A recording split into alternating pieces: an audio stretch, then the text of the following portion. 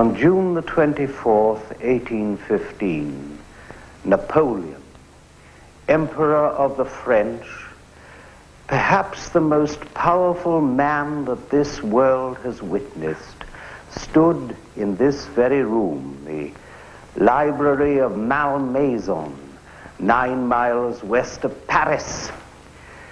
6 days before, on Sunday the 18th of June, he had fought the Battle of Waterloo. Commanding his 124,000 French soldiers, Napoleon had faced 106,000 soldiers, mainly British under the Duke of Wellington, and 120,000 Prussian soldiers under Marshal Blucher.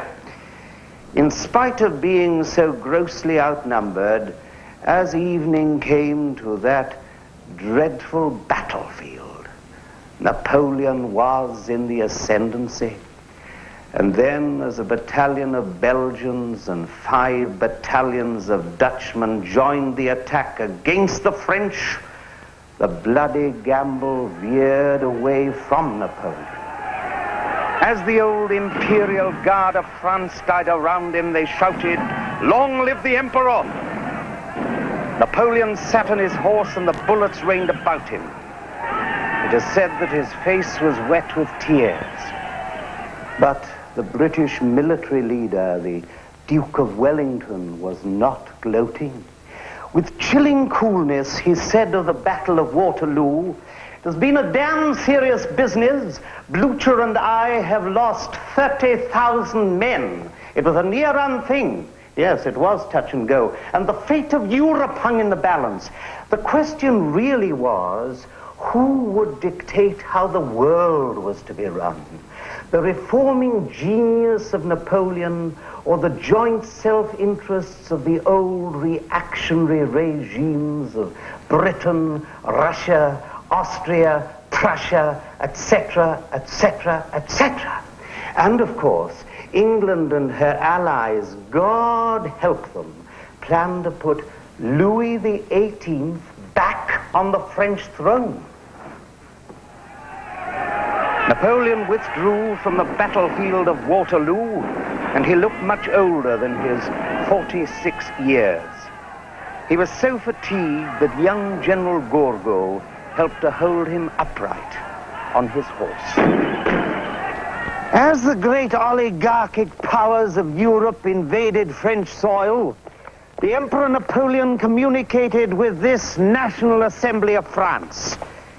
His communique was, "Our misfortunes are great. I have come to remedy them. If the nation rises, the enemy will be crushed. To save the country, I must have a temporary dictatorship." And then Napoleon looked around him and recognized exactly what that French National Assembly now represented. They were businessmen and incipient royalists led by the sinister Minister of Police, Fouché. But out on the streets of Paris, great crowds of the common people were shouting, "Long live the Emperor!" Napoleon turned on Fouché and his associates and said, "The presence of the enemy on French soil will, I trust, bring the members to a sense of their duty. I do not fear you. Whatever you do, I shall always be the man of the people and of the army." But that assembly nervously rejected the emperor's appeal for action and uneasily hinted that he should abdicate. Napoleon said, "It is not liberty that deposes me, it is the Battle of Waterloo, it is their fear. I have accustomed them to such great victories that they cannot bear up under one day's misfortune." Here at Malmaison, Napoleon's stepdaughter, Queen Hortense, urged him to escape from the approaching armies of Prussia and Britain, Napoleon began to think that America would be the country where he could live in freedom. Hortense said, "If America is to be your choice, make haste and get to a seaport before the English learn of what is going on. If the English captured you, they would feel too much glory. They would shut you up in the Tower of London." As he left Malmaison, one of the young officers of his bodyguard said, "We shall be happy to die in your service." Napoleon chose to avoid the crowds of people who were waiting in the great front courtyard. He walked into this garden. He left in a large coach which bore no imperial insignia.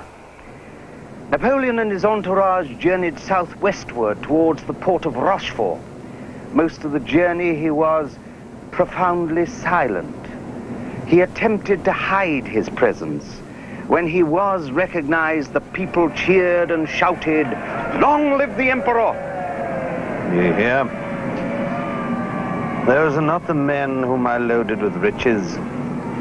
I found them poor and I leave them poor, but theirs is the voice of France. At 8 a.m. on July the 3rd, 1815, Napoleon entered this headquarters of the French Navy here at Rochefort. And just out there on the sea, waiting to take him to the United States of America, were two fast-sailing French frigates, the Salle and the Méduse. But all was not well, for beyond those French warships, out there on the open sea, blockading the Emperor's potential journey to America, was a British naval squadron comprising the warship HMS Bellerophon, the brig HMS Myrmidon, and the sloop of war Slaney. It would seem that Napoleon had been betrayed to his traditional enemy, England. The sinister figure of policeman Fouché was pressing him hard. That night, the Emperor slept in this bed, in this room. On July the 12th, Napoleon retreated again to this island of Aix, which is 4.5 miles off the mainland of France. His dilemma at that time was cruel. Policeman Fouché had seen to that. If he stayed in France to fight the combined invading armies of Prussia, Britain, and the French royalists, there would be a French civil war. And at that prospect, Napoleon was emphatic. He said, "No, no civil war." And so, it was here, on the island of Aix, that Napoleon, after agonizing deliberation, decided to take the most awful gamble. He sent French emissaries out to the British warship Bellerophon to ask the British if they would allow him to sail to the United States of America without their naval opposition. Napoleon was later to say, "Will the French people ever know all that I suffered during that night which preceded my final request?" Anyway, Napoleon's emissaries were received aboard HMS Bellerophon by Captain Maitland of the Royal Navy, who was commanding that British blockade. And Captain Maitland promptly set a trap for Napoleon by lying to the French. He stated, "I have received no instructions from my government with regard to Napoleon. All I know is that the Emperor has been defeated at Waterloo." In actual fact, Captain Maitland was carrying with him orders from his British government which stated, quote, "I depend on you to intercept the fugitive on whose captivity the repose of Europe appears to depend," unquote. Captain Maitland then casually asked Napoleon's Frenchman, "Why doesn't the Emperor ask for asylum in England?" That question was to prove a cunning, significant, and tragic bait.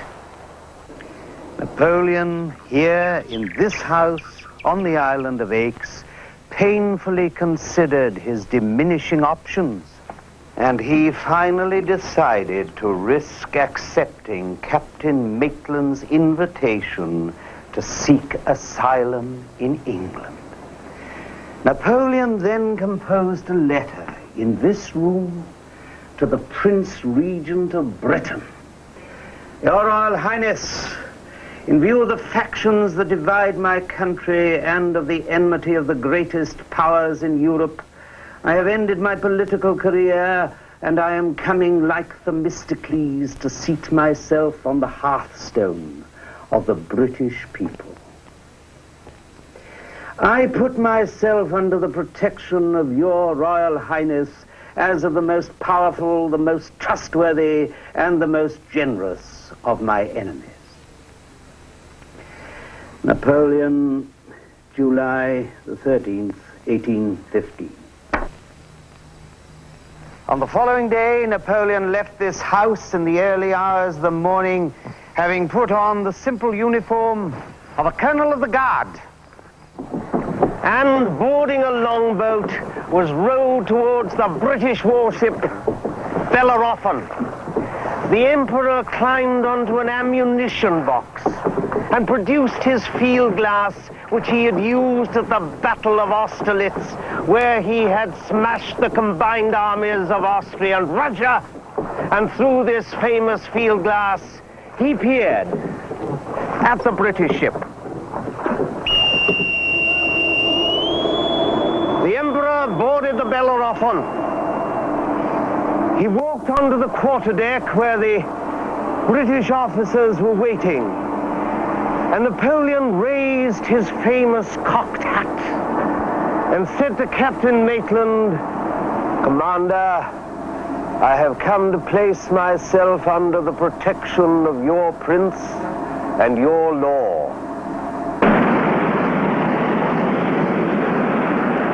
The Bellerophon sailed for England. The White Cliffs were seen on July the 23rd, and she anchored in British waters on the 24th. And immediately strict orders arrived that no one was to be allowed to go ashore. Napoleon and his French people became uneasy. What was Captain Maitland's question? Why doesn't the Emperor ask for asylum in England? Well, now they were prepared to accept that asylum, but they were not even being allowed to go ashore. The French debated amongst themselves about this inexplicable behavior. Would they be allowed to progress to the United States of America, or would they be advised to accept Captain Maitland's suggested offer of asylum? The awesome answer came on July the 31st, when Lord Keith, Lord High Admiral of the British Navy, came aboard the Bellerophon, and an order was read to the Emperor and his staff. It would be inconsistent with our duty to this country, England, and to His Majesty's allies, if we were to leave to General Bonaparte. Now that the British had Napoleon in their power, they stopped calling him Emperor. The means or opportunity of again disturbing the peace of Europe. The island of St Helena has been selected for his future residence. Wham! The island of St Helena is a large piece of volcanic rock, some 4,400 miles deep into the South Atlantic Ocean. It was truly the victor's revenge. But the truth is, it could have been much worse than that for Napoleon. The politician, Lord Liverpool, British Prime Minister, had said, hand Bonaparte over to the King of France, who will have him shot. And the Prussian Blucher had predictably said, have him hanged. And therefore it is a great relief to inform you that the soldier, our own Duke of Wellington, is still counting his lucky stars, no doubt, about being on the winning side of the Battle of Waterloo. had turned on both Liverpool and Blucher with a formidable rebuke. The Iron Duke had said, "For shame, does it become such men as us to act as executioners? If the kings of Europe want to put Napoleon to death, let them find another executioner, for I will not do it." However, by August the 3rd, 1815, Napoleon on board HMS Bellerophon, now anchored here off Plymouth, was far from being isolated. An extraordinary phenomenon had taken place. All around the British ship were over 1,000 small boats packed with enthusiastic British liberals, Whigs, cheering Boney, as the British called the Emperor. And many of those Britishers were wearing red carnations, the symbol of the Bonapartists. Indeed, the floating crowds became so dense around HMS Bellerophon that Royal Navy cutters actually opened fire over them. Napoleon remonstrated. He said, "It worries me and grieves me. I should be obliged if you could put a stop to this firing." Now, this ardent British interest in the Emperor was a serious emergency for the Tory establishment. Prime Minister Lord Liverpool stated, "Bonaparte is giving us great trouble at Plymouth. We have been obliged to order the Bellerophon to cruise at sea until the Northumberland can come round." His Majesty's ship Northumberland, carrying 74 guns, had been selected for a famous journey southward. Napoleon replied to British Prime Minister Lord Liverpool's instructions, quote, "On board the Bellerophon at sea, I am not the prisoner but the guest of England. If the English government, in ordering the captain of the Bellerophon to receive me as well as my suite, desired only to set a trap, it has forfeited its honor and sullied its flag." Napoleon. On August the 9th, 1815, HMS Northumberland sailed for St Helena. She sailed with 7 other British ships of war. Commanding this fleet was Admiral Cockburn. Amongst Napoleon's entourage, who had all volunteered to share his exile, were the Grand Marshal Count Bertrand and his family, Count Montholon and his wife, and young General Gourgaud, who had helped Napoleon from the battlefield of Waterloo, Count de Lescasse and his son, and Louis Marchand, plus 11 other French people. Also on board the Northumberland were British soldiers of the 53rd Regiment, destined to guard Napoleon on the island of St Helena.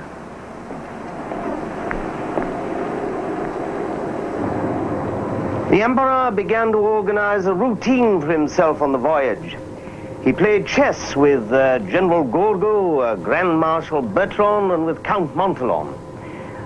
Now, the greatest of military strategists was a bit impatient playing chess, ever attacking and chancing his luck, and therefore was not very good at it. And, of course, it was not a relaxing experience for those members of his staff to beat him at anything. And the truth is, Napoleon was not above cheating with a nod and a wink. You know, if the game looked like dragging on a bit.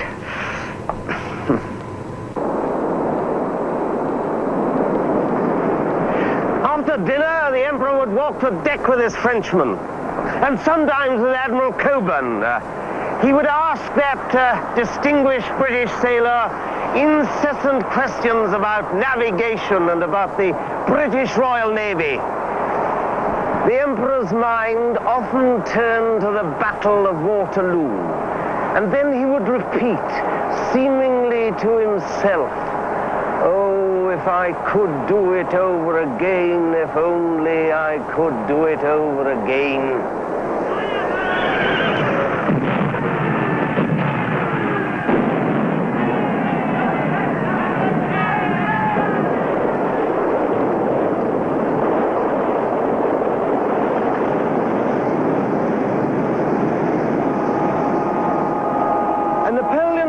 to talk to anyone, usually non-stop questions.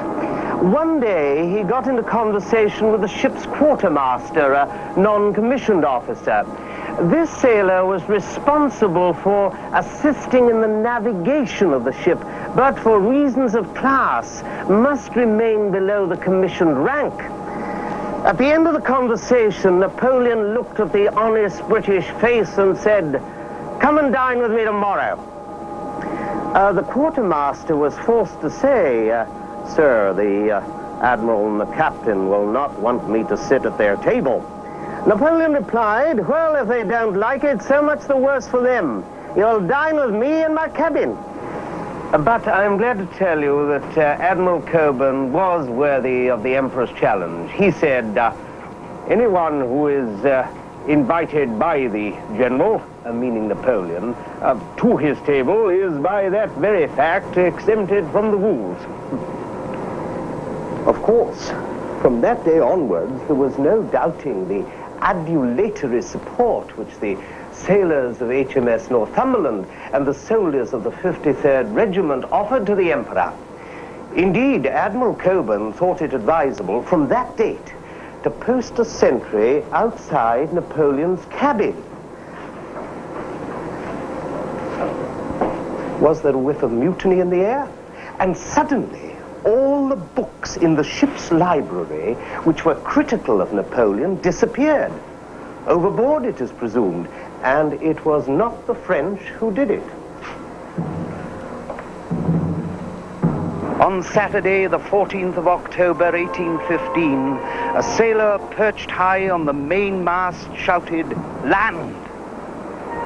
The land that he had sighted was the small volcanic island of St Helena, deep in the center of the South Atlantic Ocean. The journey had taken 71 days. Napoleon went to the bow of the Northumberland and silently gazed at his strange and awesome prison.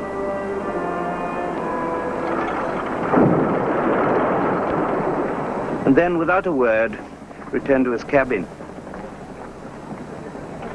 General Gourgaud approached him, and Napoleon said, "It is not a pretty place to live on. I would have done better to have stayed in Egypt."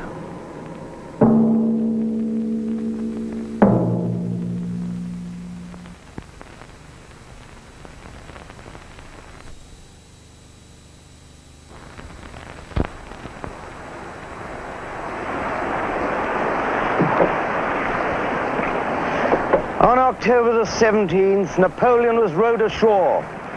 He had requested that he should be allowed to land at night to avoid the curious gaze of the islanders. This request was granted, but he received no privacy. The islanders were here in force, holding lanterns to break the darkness. British soldiers with fixed bayonets had to force a path for the Emperor.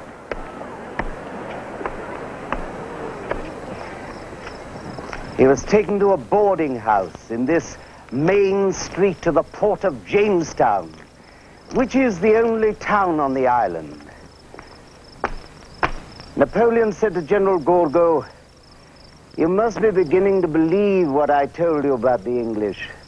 They have no generosity." And he murmured, "They are a nation of shopkeepers."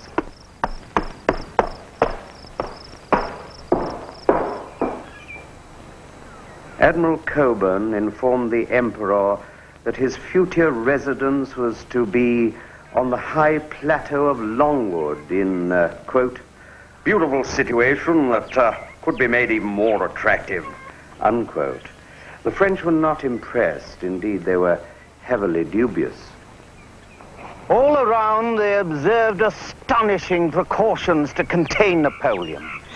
4,500 miles into the South Atlantic they might be, but martial law was thrown across this volcanic rock. 2 British warships rode out there in front of Jamestown, and 2 naval brigs patrolled the coast non-stop. Also, an order went out that no foreign ship was to come near this island, and if one did, it would be fired on. And of course, in addition to all that, there was now an extra regiment of British soldiers here on St Helena with only one duty. Admiral Cockburn made some effort to appease the French. On November the 14th, he invited Napoleon to a ball here in this Jamestown castle. But the invitation was addressed to General Bonaparte and not to the Emperor, and Napoleon, therefore, for reasons of self-respect, had to refuse, and members of his staff made a remonstration against this British discourtesy. Admiral Cockburn replied, "You oblige me officially to explain to you that I have no cognizance of any emperor being actually upon this island." The emperor's reply to that was, "I have no reason to be ashamed of the title General Bonaparte, but as far as my knowledge goes, General Bonaparte remained in Egypt." Egypt was the last country in which Napoleon had held the rank of general, and that was many years past. Now, Napoleon's insistence on being addressed emperor was not a matter of vanity. He had been anointed emperor by the Pope himself and with the support of the majority of the French people. And he believed that once anointed, his status as emperor was forevermore. Of course, the reactionary oligarchs of Europe, represented here on St Helena by England, were very anxious to denigrate his name and his towering achievements. Here in Jamestown, Napoleon resented his lack of privacy and the continuous stares of the islanders, and having seen a country house called the Briars about a mile outside the town, he asked if he could live in a small, pretty pavilion within its grounds until his prison house, Longwood, was ready. And this request was granted. The Briars and the pavilion were owned by an official named William Balcom, who had a wife and several children. When the emperor arrived to take up residence here at the Briars, Mrs. Balcom said to him, "I hope you'll be comfortable. Most visitors like the pavilion. Of course, they are usually soldiers." Probably the greatest soldier of all time looked curiously at his hostess and asked, "And what, madam, do you think I am, pray?" Napoleon and the youngest daughter, Betsy Balcom, aged 13 years, became very good friends. Betsy was a tempestuous girl, and unlike almost anyone else, was not in awe of the emperor. Napoleon appreciated this and treated her very much as an equal. He described this childish friendship, "It's as though I were at a masked ball." On another occasion, Napoleon asked Betsy to sing him a song of her own choice at the piano. Miss Balcom rendered, "Ye banks and braes." The emperor was delighted. He said, "That is the prettiest English song that I've ever heard." Betsy told him that it was a Scottish song. "Ah, yes," replied the emperor. "I thought it was too pretty to be English." One day, Betsy showed the emperor an English toy which he had just received.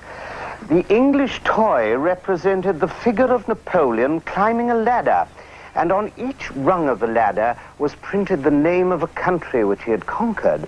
And when the figure of Napoleon reached the top rung, presumably Waterloo, the figure clicked and threw Napoleon down onto a platform inscribed St Helena. The emperor leaned forward and tweaked Betsy's ear, as he used to do to his grenadiers, his soldiers, and a sure sign of affection. And then one day Napoleon went for a walk along this path towards Jamestown. Along here he met Mrs. Balcom and another lady named Stewart. And as Napoleon was wishing the ladies good day, a number of slaves approached carrying heavy loads. Mrs. Balcom loudly ordered, Go back! Away from the emperor's presence. But Napoleon gently rebuked her by standing aside and beckoning the slaves forward.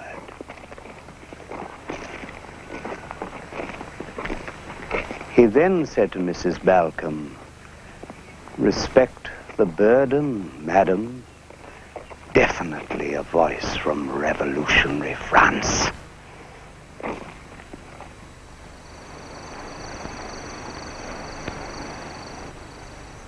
One evening, Napoleon gathered the Balcom children around him here in this pavilion and showed them drawings of his little son, the King of Rome. They peered curiously at one picture, this one, showing the child kneeling before a crucifix, and underneath the legend, "I pray God for my father and for France." Napoleon referred to his son as my little king. At last, on December the 10th, 1815, the House of Longwood was ready to receive the emperor. But Napoleon was not anxious to leave the briars, and then Admiral Cockburn showed the steel of a jailer when he asked, "Shall I have to bring a guard of soldiers, sir?" Betsy Balcom wept uncontrollably, and Napoleon said to her, "You must not weep, Miss Betsy. You will come and see me at Longwood." As Napoleon left the briars, he said, "This is a peaceful spot. Let us remember it thus. This is the house called Longwood." Louis Marchand, the closest servant to Napoleon, described it when they first arrived as a hole. The emperor looked around this house and said, "At least we cannot be accused of dissipation or of the ardent pursuit of pleasure." And Lascaux described the condition of Longwood at this time. He said, "We're all suffering. We are absolutely infested with rats, fleas, and bugs. Yet never a word of complaint from the emperor." Marchand set about transforming it as best he could to meet Napoleon's wishes. And around this mantelpiece, he placed the greatest treasures of the captivity. A picture of Napoleon's only son, the King of Rome. An alarm clock which Napoleon had looted and which had once belonged to Frederick the Great.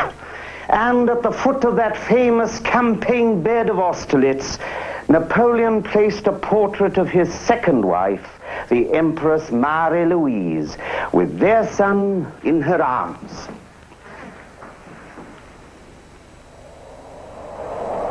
Here on the island of St Helena, Napoleon's disturbing genius never really diminished. His first hope was that the ruling British Tory government would fall and that the more humane British liberal element, the Whigs, would come to power and recall him to Europe and allow him to continue his revolutionary political ideals. But while waiting for this theoretical solution to his imprisonment here, in this simple house, Napoleon composed and dictated his imperial arguments, which he intended were to be placed before the nations of the world. In these rooms, Napoleon dictated the following words. My ambition was great, I admit that, but it was based on the wishes of the people. No great things can be accomplished unless they are supported by the people. I have always believed that ultimate sovereignty is with the people. And I am a man of the people. I come from the people myself. I govern for the whole community. I never usurped the crown. I found it in the gutter, and the people put it on my head. I fought for equality. Everywhere I planted my civil code, I sowed the seeds of liberty, and it was for this reason that the English oligarchy, the English ruling class, detested me so much. I rewarded all merit. Whenever I met with a man of merit and talent, I promoted him without asking how many degrees of nobility he had. And it was for this reason that the English ruling class detested me so much. One of my principal objects was to extend the benefits of education to all classes of the people. I arranged things in such a way that the cost of an ordinary education was so moderate that a simple agricultural laborer could afford to pay it. My schools in France are now preparing the generations of the future. The museums were open to everyone, free. I wish to establish universal liberty of conscience. I wanted everyone to be allowed to think and to believe in his own way. And all people, whether Catholics, Protestants, Mohammedans, or deists, to be equal. And I made it my personal responsibility to protect the Jews. And then in this room, Napoleon spoke about the European common market. He said, I wish to establish the same principles, the same system everywhere. A European code, a European court of appeal with full powers to redress all wrong decisions. Money of the same value, the same weights, the same measures, the same laws. And then Europe would soon have become the same people. And everyone who traveled would have everywhere found himself in one common country. And then the peoples of these European countries would have stopped hating each other, and a United States of Europe would have been achieved. Napoleon said that in this little room in the year 1816. The emperor then looked back at his revolutionary achievements and said, I needed 20 years to accomplish my work, but fate only allowed me 13 of them. What a misfortune it is for Europe that England opposed these ideas for the welfare of the nations. How much good England and France might have done together. We could have brought about the emancipation of all peoples. We could have established peace and prosperity everywhere. That is what Napoleon said in these rooms in the year 1816. And on this very globe of the world, this one where my finger is now, Napoleon traced his rise. Corsica, Italy, Egypt, Austria, Prussia. And the beginnings of his fall, Spain, Russia, and the last battle which he should have won, Waterloo. Oh, and there is also a small speck on this globe, the island of St Helena.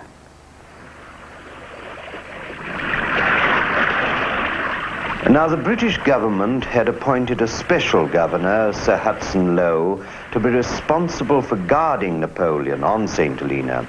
French hopes ran high. It was generally expected that this special man would be qualified to treat the emperor with the respect due to his significance in the world. And so the French were taken aback when, without parley, Hudson Lowe announced that he would make his official call on Napoleon at 9 a.m. on the 16th of April. Well, Napoleon had to counter that failure in protocol, and when the governor arrived, he was informed by the Grand Marshal Bertrand that the emperor is indisposed, but will be able to receive you at 2 p.m. tomorrow. Not a good start. On the following day, at 2 p.m., Napoleon stood by this fireplace to receive the governor. Lowe entered and bowed. Napoleon eyed him, remaining silent. I have come to pay my respects to you, monsieur. The two men talked about military matters, and then Napoleon asked, are you married? Lady Lowe has come with me to St Helena. Oh, you have your wife with you. You're very lucky. How many years have you been in the service? 28 years. Oh, Then I am an older soldier than you. I can count almost 40. Lowe then spoke a dangerous truism. History, however, will speak of our services in very different ways. Well, there wasn't much Napoleon could say to that. Shortly after that remark of Lowe's, Napoleon bowed to indicate that the audience was finished. The emperor immediately sensed a catastrophe in this personification of England, the governor. Napoleon said, "Oh dear. Of course, every Englishman always thinks that he is in the right and that all foreigners are always in the wrong. Oh dear."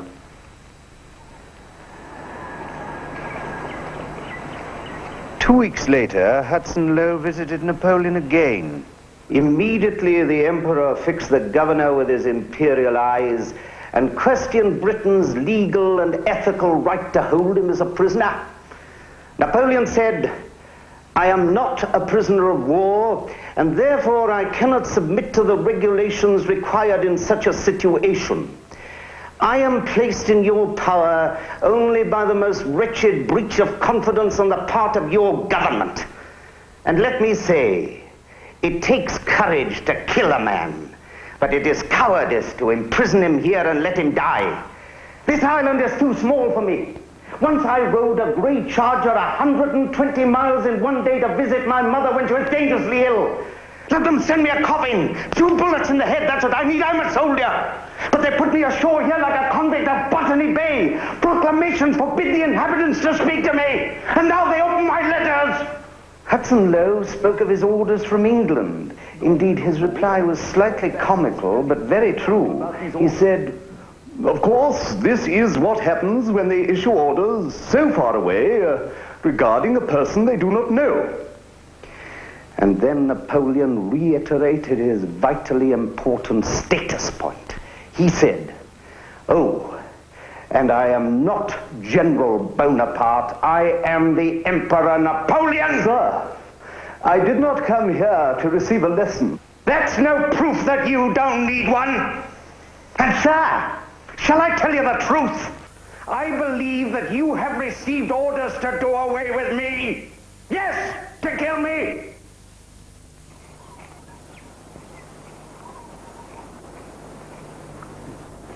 When Hudson Lowe was gone, Napoleon said, "What a sinister face that governor has. Leave that man alone for a second and you wouldn't dare to drink your coffee afterwards. They may have sent me worse than a jailer." And the emperor actually took the precaution of throwing his coffee away. Over here at Plantation House, Governor Lowe's ego was seething. He said, If Bonaparte continues his abuse, I shall make him feel his situation. He is a prisoner of war, and I have the right to treat him according to his conduct.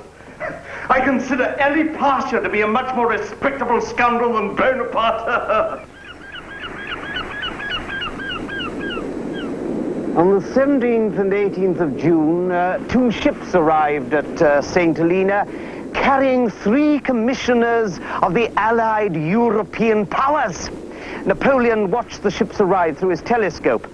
The specific duty of these royal commissioners was to travel those thousands of miles to this middle of the South Atlantic and live on St Helena to, quote, assure themselves of Napoleon's presence, unquote.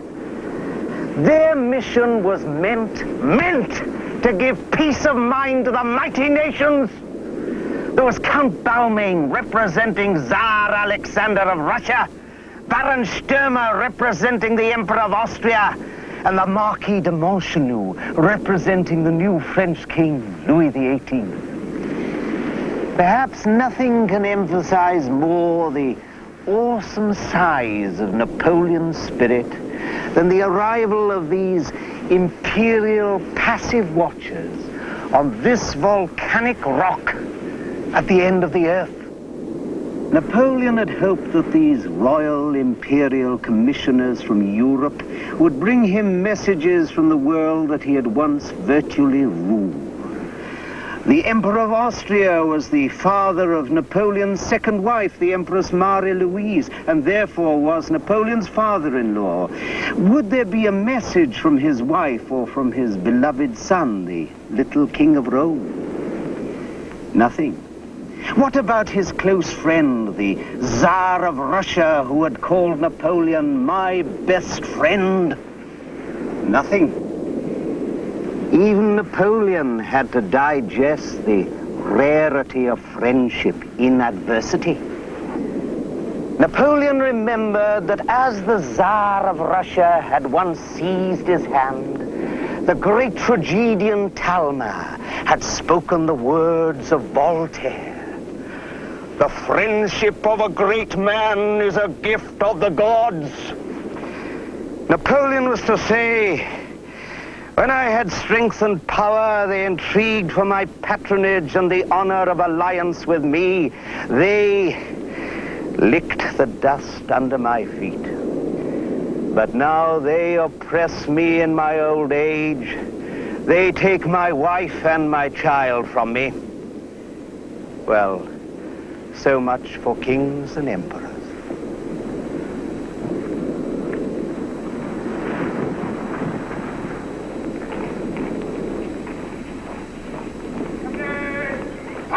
Governor Hudson Lowe intensified the security around this house of Longwood. There were now about 125 British soldiers on constant guard around this area. Napoleon said, "I'm not at liberty to leave these grounds without a military escort. There are now double sentries passing backward and forward. There are even sentinels on the goat paths. If these tyrannies continue, there'll soon be sentries in my bedroom." The Emperor then looked hard at these British soldiers. Those poor devils would be right in hating me and wishing I were dead, but they must see that the grind that is forced on them is useless and tyrannical. The mere sight of this island would convince anyone, not a suspicious idiot, presumably referring to Hudson Lowe, that any escape from it would be impossible. Did the British soldiers hate Napoleon? One day, he decided to take a horse ride in the company of two members of his staff, Countess Kars and General Gourgaud, and escorted, of course, by the inevitable British Guard. They rode past this site of the 53rd Regiment's camp here on this Deadwood Plain, and the British soldiers, seeing the Emperor approaching, streamed out, lined the route at attention and saluted. Napoleon returned the salute and was very moved. He said to his Frenchmen, "Do you not perceive that these British soldiers are our friends? They're natural enemies of the old and insolent aristocracy of England." When Governor Hudson Lowe heard about this British military homage to Napoleon, he went wild. If any soldier does it again, he will be beaten with a cat o' nine tails. On July the 16th, Hudson Lowe chanced his luck and visited the glowering emperor once again. Napoleon did not make it a diplomatic occasion. He promptly said to the governor, "You are a lieutenant general. You should not carry out your orders like a sergeant. Think of your reputation. Governments have a use for two sorts of people. For those whom they respect and for those whom they despise. You are one of the latter. They have given you the situation of an executioner." Witnesses report that the governor's face went red, in patches, as he replied, "I am a subject of a free country. I detest despotism. I can do nothing else but carry out my instructions." "So, if they gave you orders to assassinate me, you would obey?" "No, sir. The English do not murder." I presume that Napoleon then gave Hudson Lowe a very old-fashioned look. What is certain is that he said, "In a few years, your Lord Liverpool, a British Foreign Secretary, your Lord Bathurst, British Minister of War in the Colonies, and you will be buried in the sand of oblivion. Or if your names are known at all, it will be because of the indignities that you have heaped upon me. My body is in your power, but my soul is free." Hudson Lowe, back here in Plantation House, went potty. He strode up and down, biting his nails and shouting, He is fortunate to have me in command.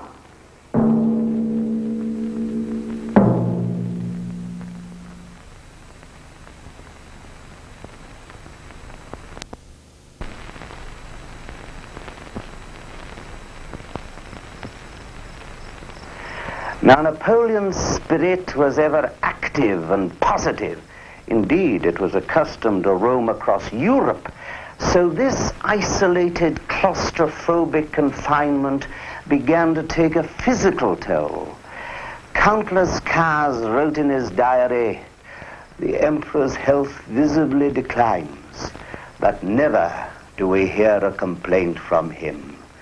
But we can see him decay perceptibly." And in a rare moment of weakness, Napoleon said to General Gourgaud, "Let it all finish now.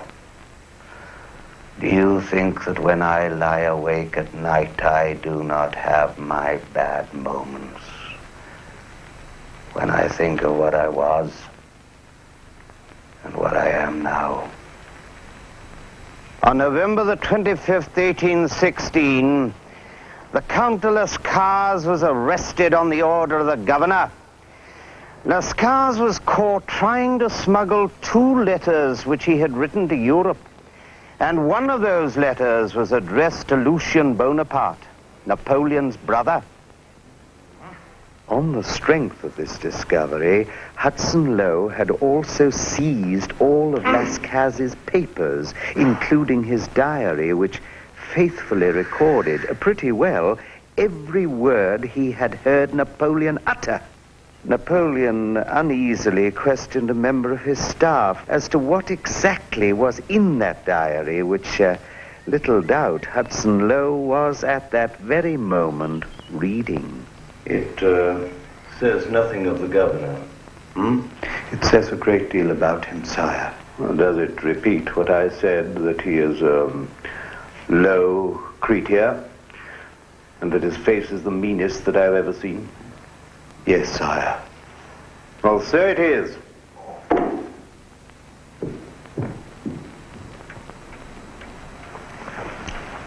And then another of the Emperor's men got into trouble. His name was Santini, and he was a Corsican like Napoleon. He had several jobs here at Longwood, cutting the Emperor's hair, doing tailoring alterations, etc. But best of all, Santini enjoyed hunting with a shotgun. Now, Santini loved Napoleon and hated Hudson Lowe. And therefore his great dream was to get the governor in the sights of his loaded gun and pull the trigger. And Napoleon was told about Santini's ambition and sent for him and said, "What is this I hear, you brigand? You intended to kill the governor? Let such ideas get into your head again, you'll see what I do to you." But the Emperor pulled Santini's ear. As I said, a sure sign of affection. However, both Lascars and Santini were shipped back to Europe by Hudson Lowe. The governor's petty bureaucratic enmity towards Napoleon was now relentless. He prevented books from being delivered to him, and probably cruelest of all, withheld from him a portrait of his son, the King of Rome.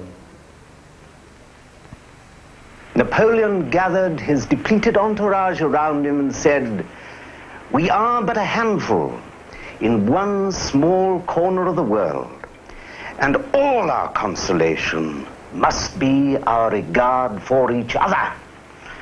The Emperor picked up a copy of his imperial almanac. There was his France, stretching from the river Tiber across Europe to the river Elbe. He said, "Are 83 millions of human beings to govern more than half the population of Europe?" It was a pretty empire. He wandered to his wardrobe. There was the coat of the first consul of France, and the simple military greatcoat of Marengo. Oh, yes, the world had been in awe of these symbols. Napoleon put on simple farmer's clothes. The people around him dared not move as he said, "I have worn the imperial crown of France and the iron crown of Italy, but England is giving me a more glorious one. Crown of thorns. Misfortunes also have their heroism and their glory. Adversity was all that was lacking to my career. Had I died on the throne among the clouds of omnipotence, I would have remained a great problem for many people. Today, they will be able to judge me in my nakedness." In his farmer's clothes, he began to give Napoleonic attention to the organizing of this Longwood garden. He got everyone working, everyone. He himself specialized with a rake and spade. One day, noticing the poor digging efforts of the Counts Bertrand and Montholon, Napoleon spoke frankly. "Gentlemen, when it comes to digging, you're not worth a shilling a day." Incidentally, Napoleon referred to the diggings in this garden as constructing the fortifications. And Hudson Lowe, ever vigilant, noted that the emperor was growing white and green beans. It terrified him.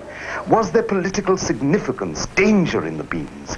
Hudson Lowe immediately communicated to Lord Bathurst, Britain's Minister of War and Colonies, the following bulletin, quote, "Whether the haricot blanc, white beans, and the haricot vert, green beans, bear any reference to the drapeau blanc, white flag, of the Bourbons and the heavy vert, green coat, of General Bonaparte, I am unable to say." Hudson Lowe. This missive was solemnly discussed by the British cabinet. As far as this garden was concerned, woe betide any creature that trod on the emperor's plants. Two beasts broke in, and a British officer, Captain Lutyens, who was, of course, trying to keep an eye on the emperor, witnessed what took place. Napoleon immediately sent for his two fowling pieces, loaded with ball, both of which he fired, and killed one of the oxen.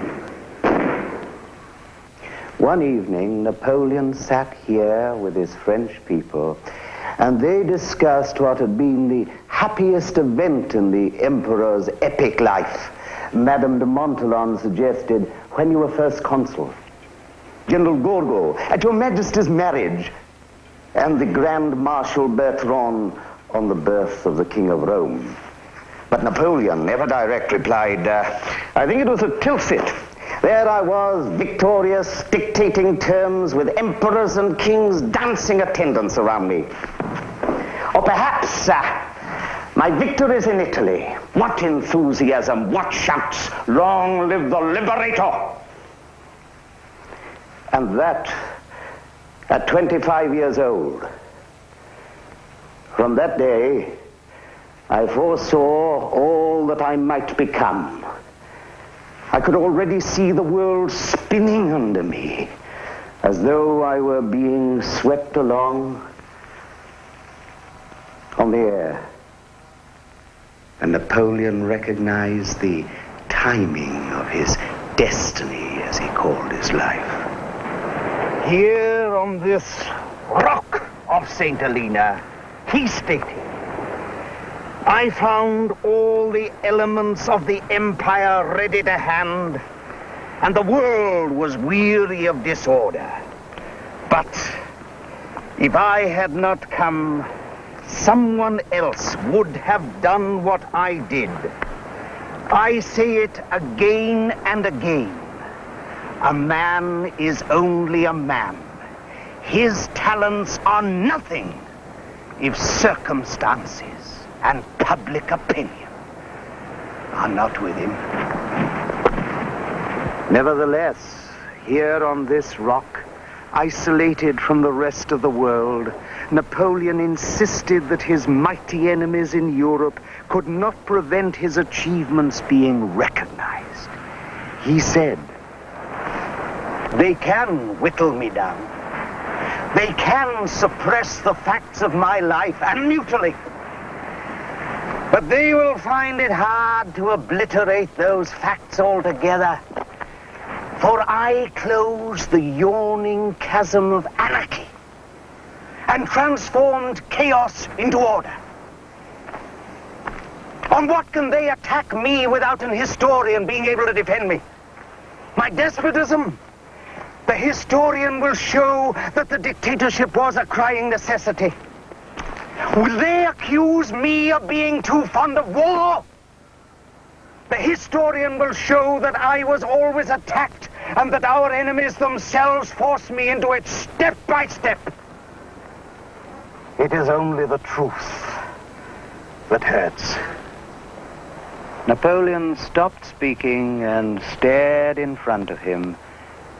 And then suddenly he said, "After all, what a romance my life has been." The emperor ordered the acquisition of a cow in the hope that she would supply Longwood with some fresh milk. Every evening at dinner, he would ask about the cow's progress, milk yield, etc., which was not very good. One evening, the emperor lost his temper. "I've had enough! In future, I shall run the cow myself." And as he disappeared into his bedroom, they heard him say, "Moscow, 500,000 men." In March of the year 1818, more of his few friends left St Helena, gleefully helped on their way by Hudson Lowe. Young, passionate General Golgo left. Napoleon said to him, "We shall meet again in another world. Come, embrace me. Goodbye."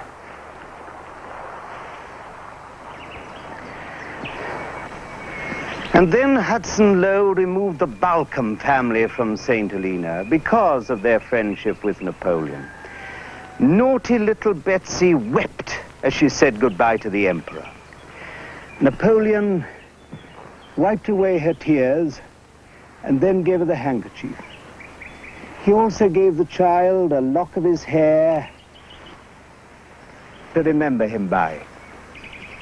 Betsy cherished that lock of hair all her life. Napoleon said to his servant friend, "Marchand, if this keeps up, only you and I will be left.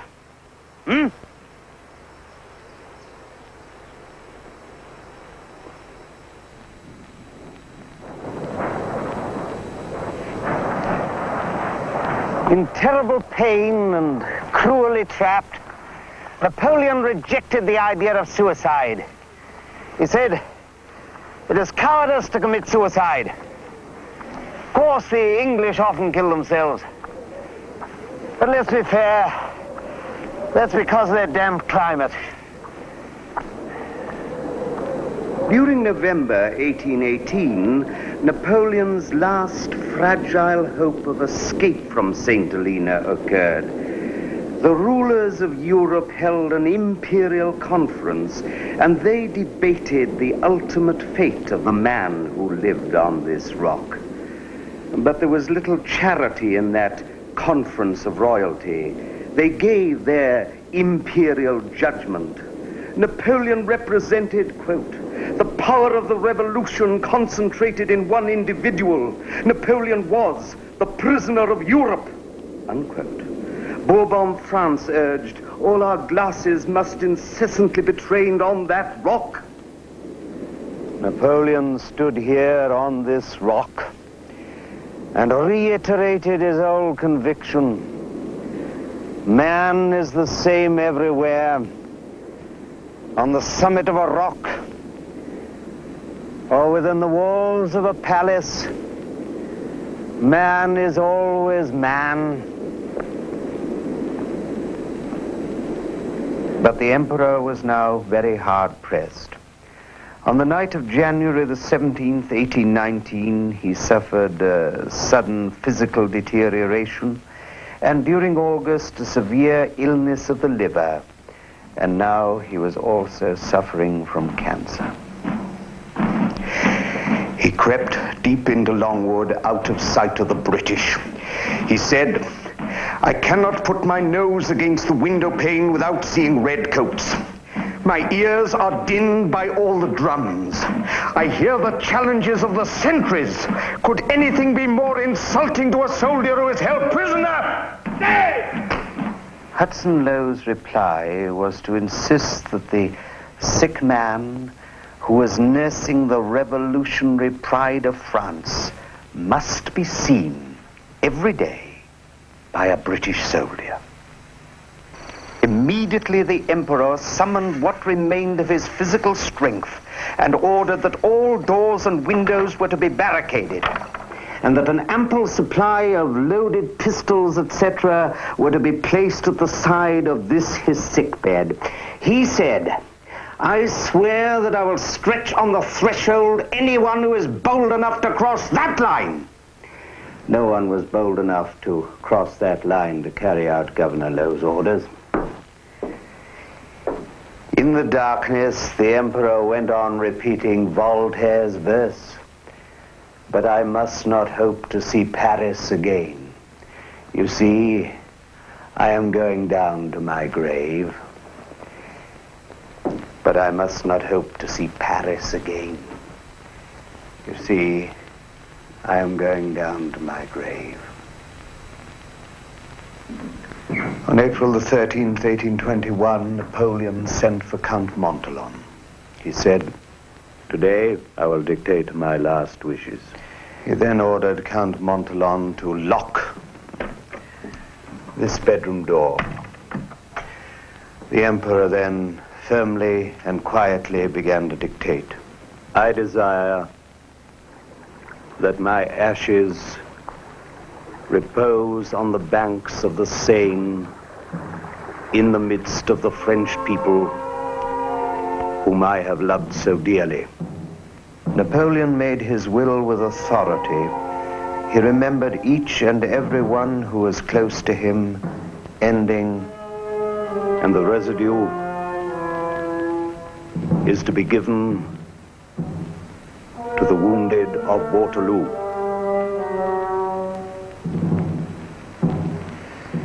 And when the will was completed, he looked at Montholon and said, "Well, my son, wouldn't it be a pity not to die when one has put one's affairs in such good order?"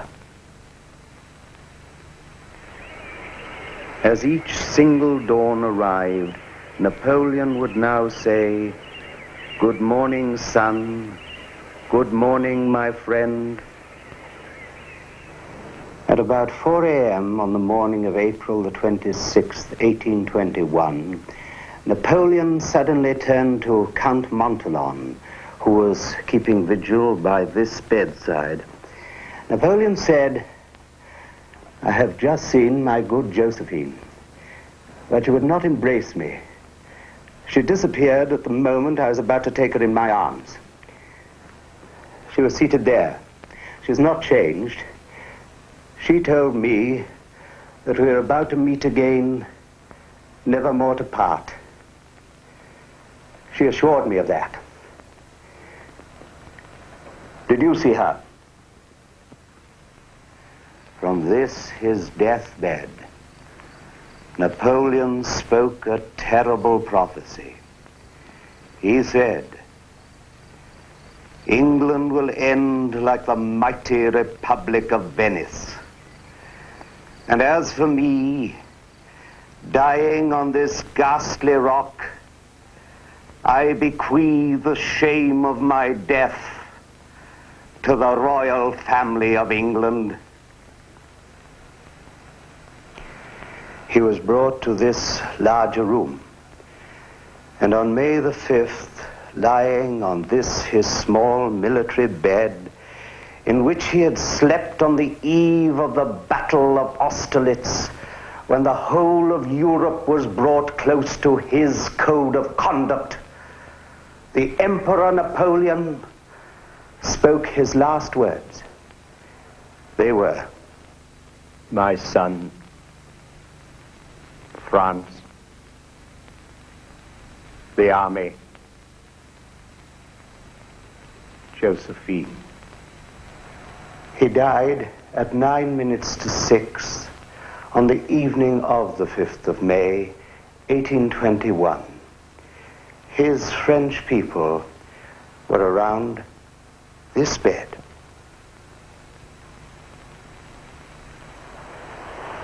As the sun went down over the western Atlantic Ocean, a message was sent to his enemy, Governor Hudson Lowe. It was brief.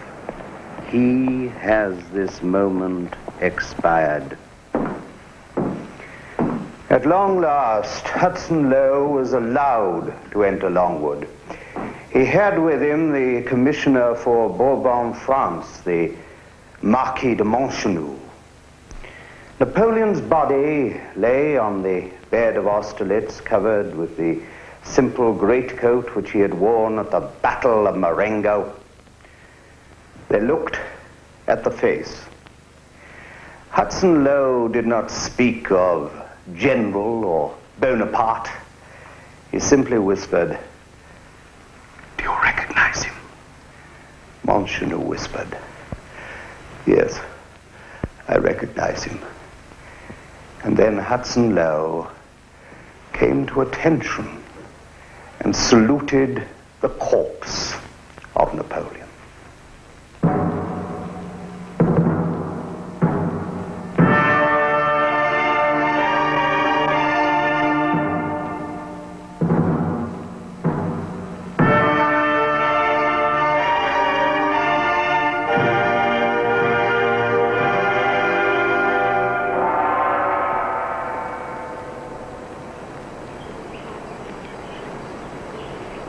The emperor was buried here, on the island of St Helena.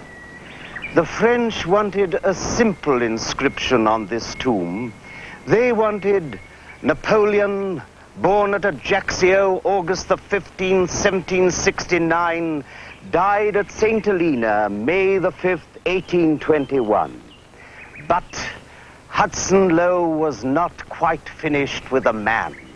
He insisted that Bonaparte must be added to the inscription. Hudson Lowe would not allow, even in death, any imperial inference. So the French, with great style, replied by putting nothing. There was no inscription whatsoever on this tomb. Why should there be? No one would forget.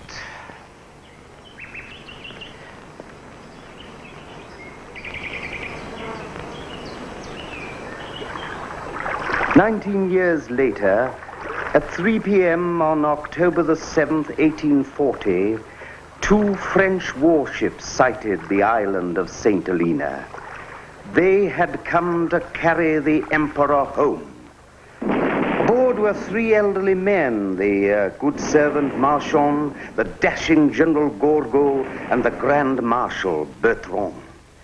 They took Napoleon's body back to Paris. His ashes were at long last going to repose on the banks of the Seine. Amongst others present here in Paris, lining the route of the cortege, were 150,000 French soldiers, enough to have won the Battle of Waterloo.